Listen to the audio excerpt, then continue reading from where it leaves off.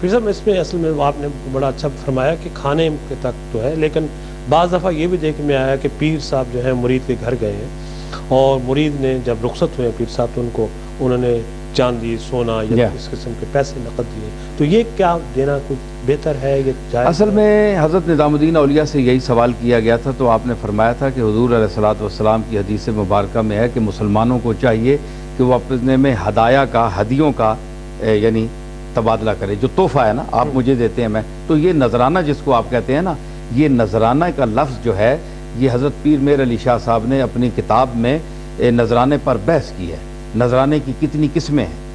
تو نذرانہ کا جو لفظ ہے نظر اللہ کی ہوتی ہے، صرف اللہ کی تو نظر، یہ آپ مختصر بتائیں کہ یہ کیا طریقہ؟ مختصر یہ ہے کہ نظر کا لفظ نہیں کہنا چاہیے، نذرانہ یہ ہدیہ ہے کو آپ پیش کرتے ہیں، تو یہ از خود کوئی پیش کرے تو لاکھ روپیہ 10 لاکھ 10 کروڑ دے دے آپ کو، تو یہ کوئی اس میں مذائقہ نہیں، دے سکتا ہے، لیکن آپ اس پر اصرار کریں، یہ کوئی تویز لکھائیں اور کوئی چکر چلائیں اور آپ بزرگ بن کر بیٹھیں کہ میں آپ کو یہ دکھا دوں گا، ابھی یہ جلوہ دکھے گا، ابھی یہ نظر آئے گا، تو اس کے بدلے میں مجھے پہلے اتنے دو، یہ ممنوع ہے، یہ حرام ہے۔ Thank you. پھر سر کال ہے ہمارے پاس مانچسٹر سے۔ ہیلو، السلام علیکم۔ وعلیکم السلام نظامی صاحب السلام علیکم جناب۔ پیر صاحب سے 2 سوال کرنے تھے جناب، عرض ہو بہت مختصر پلیز، بہت کالیں ہیں ہمارے پاس بہت زیادہ، اور مختصر سوال پلیز۔ میں سوال پیش کر کے نا تو میں بند کر دیتا ہوں، پھر میں ٹی وی پہ سن لیتا ہوں۔ جی جی۔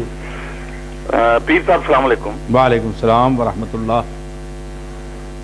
جی سر، میرا پہلا سوال تو یہ ہے کہ جیسا کہ ہم نے سنا ہے بزرگوں سے، علماء سے سنا ہے کہ عورت کو قبر پہ جانے کے لیے منع کیا گیا ہے، جی جی، اور عورتوں کا اتنا رش ہوتا ہے، خود میں نے دیکھا ہے، اس کے بارے میں آپ ذرا وضاحت کرنا۔ اور دوسرا سوال یہ ہے کہ بہت سے سجادہ نشین جو ہے وہ دیکھے ہیں، ان سے باتیں بھی ہوئی ہیں، بہت اچھے بھی ہیں، لیکن ایک چیز جو دربار پہ دیکھی گئی ہے وہ یہ کہ ڈرگز جو ہے نا یہ عموماً عام ہے درباروں پہ، تو اس کے بارے میں تھوڑی وضاحت کرے کہ یہ کیا چیز ہے؟ سجادہ نشین جو ہے وہ اس کو بند بھی کر سکتے ہیں، یہ سب کچھ کر سکتے ہیں۔ میں بند کرتا ہوں۔ بڑا شکریہ، بڑا شکریہ، بڑے آپ کا سوال میں سمجھ گیا ہوں، میں سمجھ گیا ہوں آپ کا سوال۔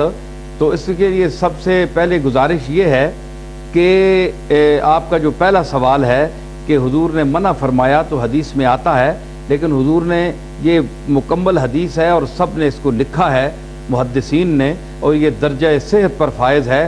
فرمایا کہ میں پہلے تمہیں منع کرتا تھا قبروں پر جانے سے، تو اس لیے اب میں تمہیں حکم دیتا ہوں فزورھا فانھا تذکر الموت، ان کی زیارتیں کیا کرو، یعنی جایا کرو قبرستانوں میں، اس لیے کہ قبرستان میں جانا موت کو یاد دلاتا ہے۔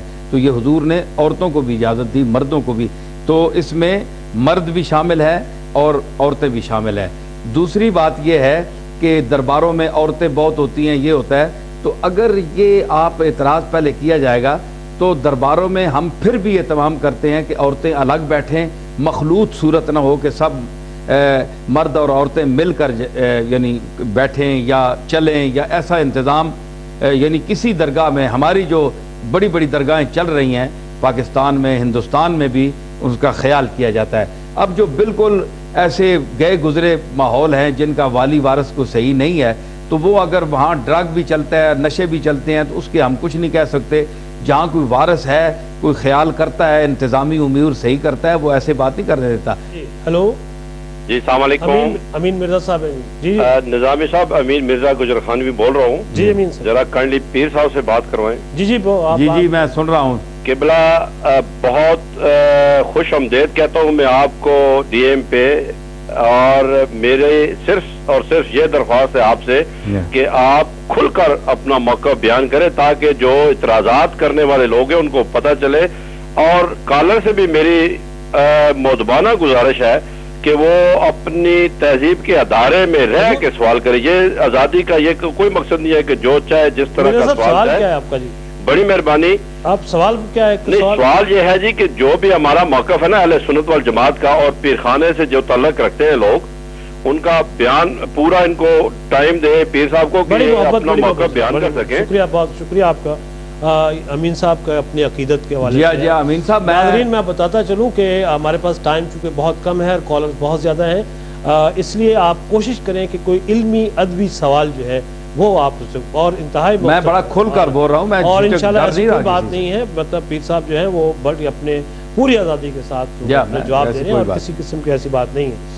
اور آپ سے صرف اتنی گزارش ہے کہ آپ مختصر سوال کریں، علمی سوال ان کی شخصیت کے حوالے سے۔ تو اچھا، میں اب آپ سے چونکہ بات چلتی رہے گی ٹیلی فون پہ بھی، آپ کے میں دیکھ رہا تھا وزٹنگ کارڈ پہ کہ نصیر الدین نصیر، یہ نام کے ساتھ اضافہ ہے نصیر کا، یہ عام طور پہ شاعر کی ہوتی کیفیت، تو کیا آپ شاعری جو ہے ظاہر آپ کرتے ہیں؟ جی، تو آپ کی شاعری کس حوالے سے شاعری ہے؟ نعتیہ شاعری ہے، غزل کی شاعری ہے، یا جدید شاعری؟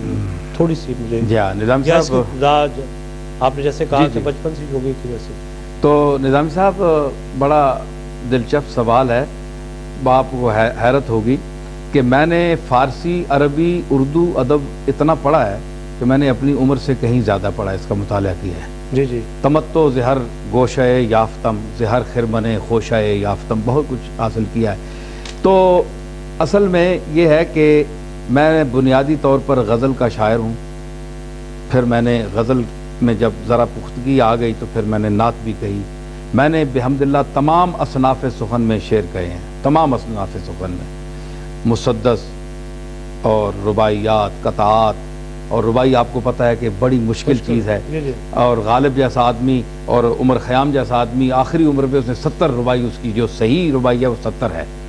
تو یعنی رباعی کہنا، اس کے یعنی 24 تو اوزان ہیں، مرزا بیدل رحمۃ اللہ علیہ نے اس میں بہت اوزان کہے، تو اس کے 50-60 ہزار اوزان بنتے ہیں 4 مصروں کے، بہت مشکل ہے۔ بات کریں گے، اس کی تفصیل میں جائیں گے انشاءاللہ۔ اب میں یہ سوال صرف اتنا ہے کہ شاعری آپ نے کون کون سی زبان میں کی ہے؟ میں نے عربی میں کی، فارسی میں کی، اردو میں کی، سرائکی میں کی، اور پنجابی میں کی، جی، اور پوربی میں بھی کی۔